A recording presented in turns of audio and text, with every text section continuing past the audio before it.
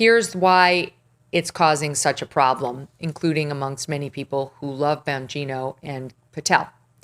Maybe not so much Bondi. Because we've been told over and over and over again that they did have materials. And I'll take you through some of those. Here's Pam Bondi in February of this year talking about Epstein's client list that they now tell us does not exist. DOJ may be releasing the list of Jeffrey Epstein's clients. Will that really happen?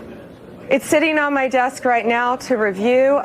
That's been a directive by President Trump. I'm reviewing that. I'm reviewing JFK files, MLK files. That's all in the process of being reviewed because that was done at the directive of the president from all of these agencies. So have you seen anything that you said, oh my gosh? Not yet. She explicitly said the Epstein client list was sitting on her desk. And now they explicitly say they have no evidence that he kept a client list. Okay, so that's one.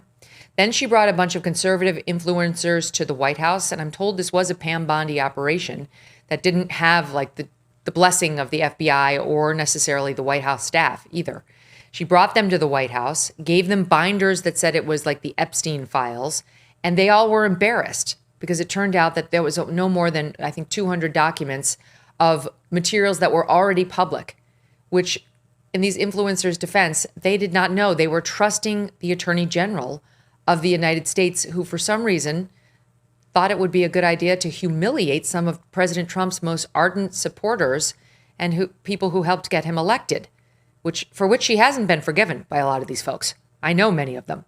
Then she came out a little later in February and said on Hannity the following, SOT 8. You're looking at these documents going, these aren't all the Epstein files. You know, there were flight logs, there were names and victims' names. And we're going, where's the rest of the stuff? And that's what the FBI had turned over to us.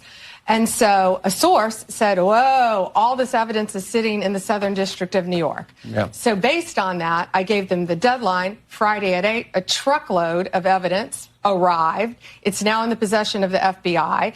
Cash is going to get me and himself, really, a detailed report as to why all these documents and evidence had been withheld.